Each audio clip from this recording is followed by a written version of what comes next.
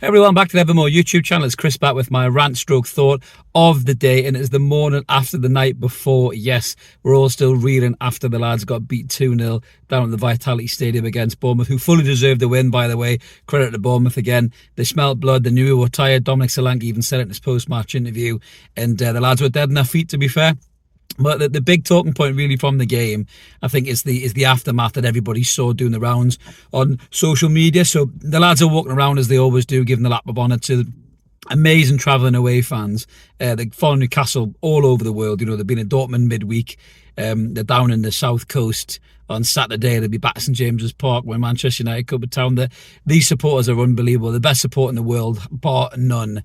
But they're not completely infallible. They have their moments, and we did see a moment with Kieran Trippier when he came over to the support, and he was talking to a fan, and Trippier was obviously seen and recorded saying, how many injuries have we got, talking to this lad. And then, Kieran started to get a little bit wound up, I think.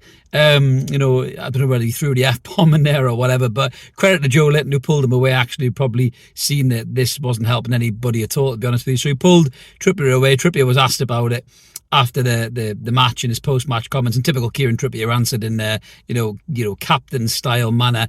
He just said, no, he said, I've got no problem with the fans. He said, they're brilliant, they're passionate. He said, they're upset that we've got beaten. We apologise for that. He said, but I just told them not to panic. We're in a good position in the league. We're still in the Champions League. We've got loads of injuries.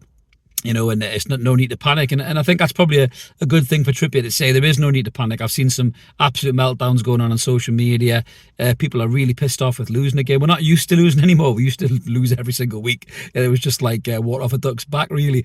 It was the manner of how you lost was the contention. But we're not used to losing anymore. So obviously it's sending a few people into a bit of a meltdown. But just going on to the lad in particular. Now, normally I'd come on here and I'd do one of my rants, and I'd, Mark would have the F-bomb counter in the corner, and I'd give this lad the battering of his life verbally on this YouTube channel. But I'm not going to do that on this occasion. So if you've tuned in for that, I'm sorry to disappoint.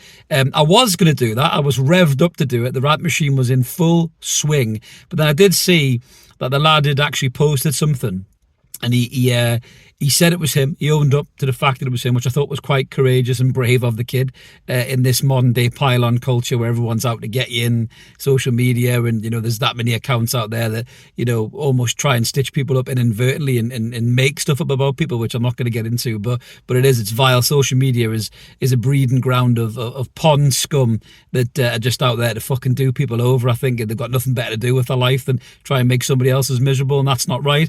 But this kid, clearly looking at him in the crowd, he clearly had one too many beers, which it happens in football all the time. We've all been at the ground, whichever ground it may be, whoever you support, or St James's Park. We've all been there when someone's just had way too much to drink. And the problem is, when you have way too much to drink, you don't really see things logically or sensibly, and you say and you do things that you live to regret. And normally the next day you wake up and you feel like a prick, and you text your mates and you say, I'm really sorry, pal, I was out of order last night, sorry to be a dick. And your mate says, you fucking bellended, and it moves on. But when it comes to a football game and the cameras are everywhere now, you're going to get caught doing it. So this kid got caught doing it, but he come out and he admitted it was him. He held his hands up. He said he shouldn't have abused the lads. He'd been travelling all day. He was frustrated at the result. And he basically kind of held his hands up and, apologised. I don't know if he used the word sorry, but he almost apologised without apologising. And I think fair play. I think that should be enough of it. The lads made a mistake. Like I say, he's probably pissed out of his brain. He's, come all the way down to South Coast, expecting us to batter Bournemouth 4-5-0. We got beat 2-0. We should have been 4-5-0. And he's probably really pissed off. The more the game's gone on, the more frustrated he's got. And he's maybe said something to Trippier. And the reason that Trippier has probably reacted the way that he has is because Kieran's frustrated. Kieran had a really bad game. It's a couple of games on the spin where Kieran's not looked the Kieran Trippier of old. And it's very important that I say this. It's okay to not be happy at the game and to critique a player's performance. However you do it, you're talking to the pub with your mates about it. You can even put it on social media. You can say, look, Trippier's off today. His passing ain't good. He's been getting caught defensively. That's all right. As a football fan, you're okay to criticise. I've seen some people burying people for criticising the performance on social media, saying you cannot criticise. That's the biggest pile of steaming horseshit I've ever heard in my life.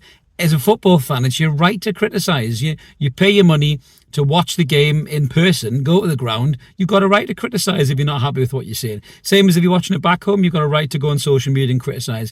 Those people who say you cannot criticise, you are not in control of anybody who says whatever they say. And, it's how they say it is the tipping point here. Now, the lad probably wasn't wrong to say it to Trippier, "Oh, Kieran, what's going on there?" But because he'd had a few beers, it might have come out a bit too needlessly aggressive. And because Trippier was sensitive because of the poor performance, Kieran probably reacted in a bad moment. And as I say, if it wasn't for Joe Linton pulling him away, it could have got a lot worse than it actually was. But it's very important in this particular moment. Newcastle are having a tough time, right? There's loads of injuries, more injuries than I've ever known any squad to have in my whole life of supporting Newcastle United. Now, whatever them reasons are, we can speculate on that. Is Eddie working the lads too hard? Is he not rotating the squad enough? These are viable questions that you need to ask. And as a football fan, you've got a right to ask it. As a content creator, you've got a right to ask it as well, because that's what you do. You talk about the club, and if people want to tune in to watch that, great. If you guys are tuning in to watch this, brilliant. We love you. Thank you so much. Smash the buttons. But that's what you do. It's every single person's right to talk about the team, whether they play well or whether they play bad, and give your opinion on it. Now, if you don't agree with that opinion, that's fine. Don't agree with that opinion. Don't pile on and give somebody abuse for it. Don't jump in their comments and give them shit for it. Just don't watch that content if you don't want to watch it. But the biggest issue we have here is it's so obvious that every single fucking club, more or less, in the Premier League is against Newcastle United. The Premier League themselves are against Newcastle United. Look at these laws they're trying to put in to prevent us getting loan players to fill out this ridiculously thin squad. Because of Tonali's ban as well. We're trying our best to work within the realms of FFP by loaning a player, potentially from Saudi Arabia, who by the sound of it isn't settled there. His family's not settled there. This is an issue in a mental health situation as well for Ruben Neves. If he's not happy there and he wants to try and get out of a contract, the lad will be in bits. If he's got a chance to come back to England, whereas maybe his family want to be, then you're going to prevent the lad doing that as well. So that's a whole other issue as well there. But the fact that the Premier League are against Newcastle United, we don't need to be against ourselves right now. So agree or disagree as a fan base, that's absolutely fine, but don't start going at each other. Don't tear each other's necks out. If you're in the ground as well and you're not happy with the performance the lads put in, just tell your mate next to you, or text your pals back home if you get a signal when you're in St James's Park, because it's terrible. You need to work on that, owners. But just do that. Don't give the lads abuse when they come over and do the lap of honour. That's a line that you don't want to step over. And this lad clearly didn't want to step over it, but the drink probably played a part in it. I say fair play to him for holding his hands up. I'm not going to give the lad a hard time. He knows he's been a bit of a dafty. He doesn't need me to tell him that. Doesn't need anybody to tell him that. He knows it himself, which is why he posted what he posted. And give the lad a break. Everyone's made a mistake. Everyone's watching this and said something that they wish they'd never said. And if you could take back those words, you would and you could, but you can't, because they're out there already. And this is what this kid's done. Trippier's not going to hold it against the fan base or the kid in question, I'm sure. Trippier said his piece. He's come out in the post-match and said it. So that's done, in my opinion. But everybody just needs to calm down a little bit. We've got this international break. Hopefully we'll get Sven Botman and Alexander Isak back. But this whole mental fall off of everybody kicking off because we got beat against Bournemouth and beat against Dortmund.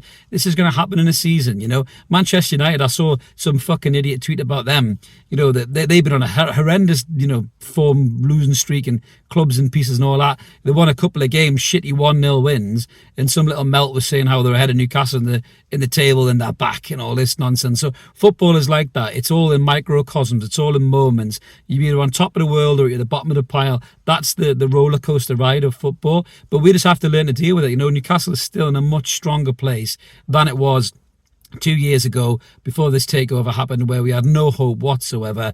We are in a great place, where the squad is much better than it was. Yes, it's thin. Yes, there's loads of injuries. We'll get a couple back hopefully after the international break, maybe a few back a few weeks after that. Come January, big investment is needed. I'm sure the owners know that better than I do. I mean, I'm just a daft lad recording this on my phone to upload to our YouTube channel. They're owners of a football club. They know this way more than I do. And on the owners as well, I did see some stuff on social media, and I've got to say it before I jump off, people losing their fucking mind because Amanda Staveley was sitting next to a well-known North East journalist and a well-known Newcastle podcaster and somebody who works for Bournemouth on the train, and starting to create some conspiracy theories about the club is in bed with these podcasters and YouTubers and I tweeted this from our channel. So fucking what if they are, right? Whoever the owners want to spend their time with has fuck all to do with any of us, right? That's irrelevant. So that means nothing.